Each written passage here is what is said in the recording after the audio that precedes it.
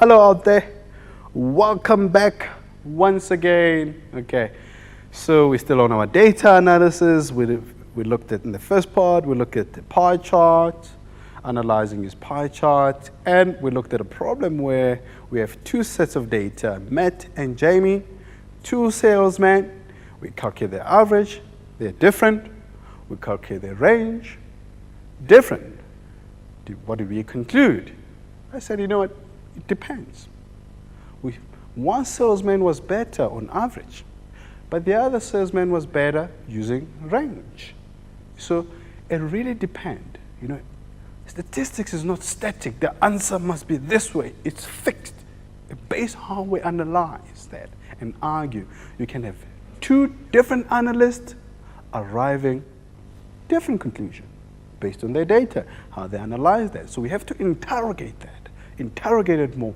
And I don't think by using mean and range, we've done justice. We could actually do more and arrive at a better conclusion based on our analysis. Okay, let's look at another problem. So we're still on our data analysis. We compared data, looking at Matt and Jamie.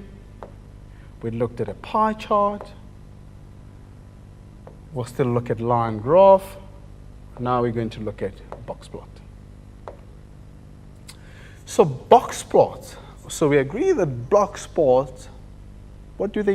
They compare two sets of data. They're very useful to look at the distribution. Okay. So we can compare data set by examining their box plot. Box plots are useful because they're comparing the location, the spread, and the shape of the distribution. The shape, we're talking about the skewness when you talk about the shape. Symmetric, negative skew, or positive skew. Remember the whisker plot. Let's look at this whisker plot. Remember, this is Q1 here, okay?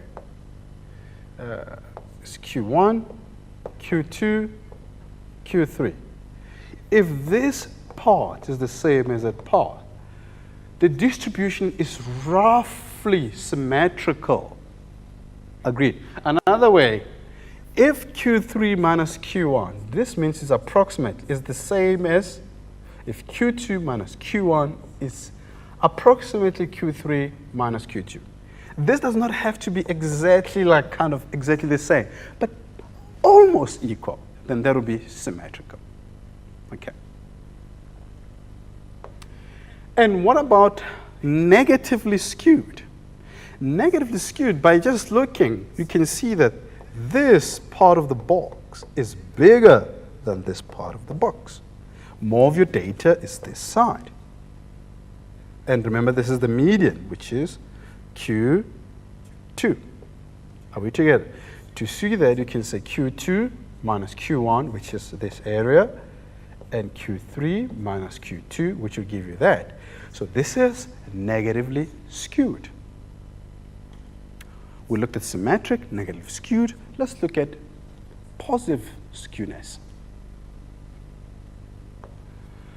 So positive skewed, if this part is smaller than that part, you can see this is bigger and this is smaller, then this is positively skewed.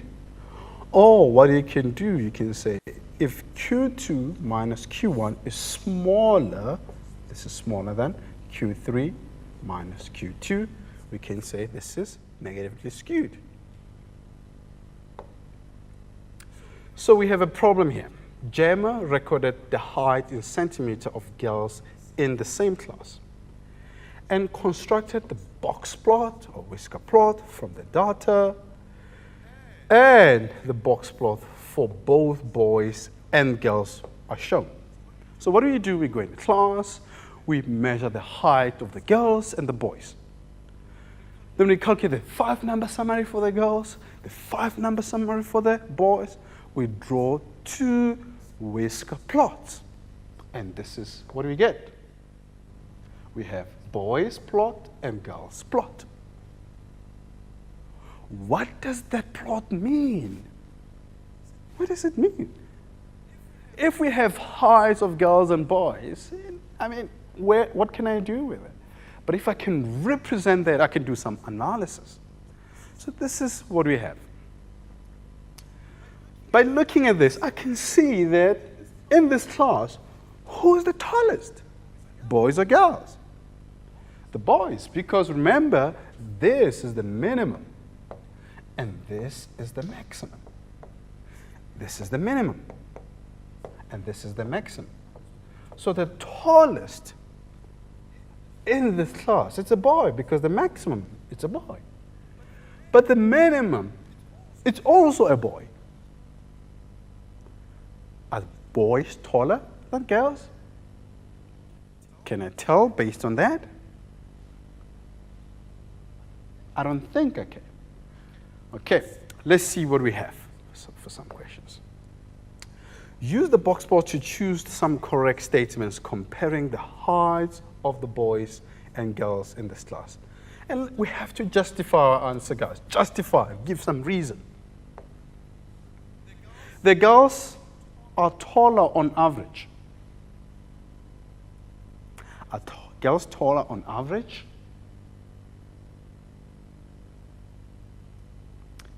What can you say? And how do I calculate the average? I don't have the raw data. If you look at the whisker plots, okay, you have more data. From 160 to 170 of the data is there. And remember, this is 25% of the data. And you have another one there. So actually, on average, if you look at this, girls won't be taller on average. Boys will be taller on average. Okay? Are boys taller on average? Yes, I think so. If you look at the boys, okay, look at the skewness. It's skewed to the left. But look at the lower quartile, it's close to 160. Are we together? Okay. So, do girls show less variability in height? Now, we're going to look at the range for both questions. If you look at the range, I think this is, if you look at the range, this is 180. Which range is the biggest range? To answer the question, we have to look at the range. To answer the question, which whisker plot has the highest range? The smaller the range, the closer they're together in terms of height. The higher the range implies, yes, we could have just a tall boy in the class. Okay, does make sense? And makes the range bigger.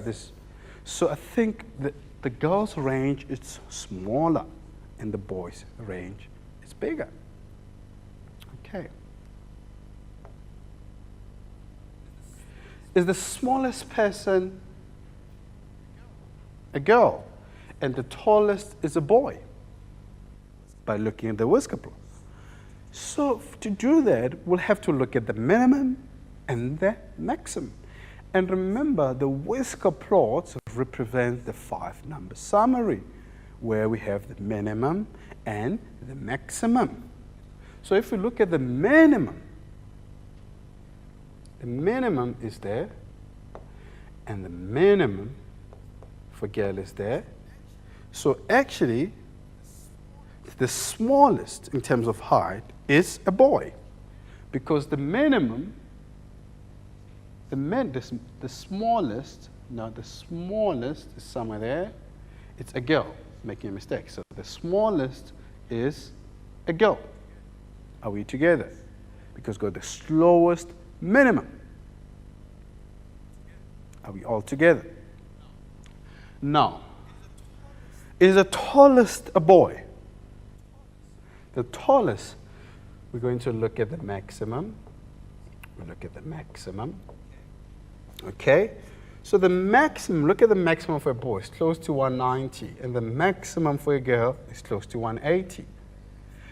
Based on using maximum, we can see that the tallest is a boy, based on this whisker plot. Are we all together? Okay. So guys, this is the end of our session. I will encourage you guys to keep working hard, consistency, okay? And there's so many careers in statistics. And I mean, I think in data analysis, and this is the world of data. We're in the fourth industrial revolution of the 21st century. The fourth industrial revolution is about the collaboration of human and machine. So any person needs to have knowledge of data. You want to be an artist. You want to be a psychologist. You want to be a writer. Data analysis is not for engineers, maths, or people who want to study statistics. It's for any human being who is able to analyze data and make decisions. So it's important that we keep learning about this data. And remember, guys, to keep working hard, and being consistent is the most important. And I hope to see you soon. Goodbye.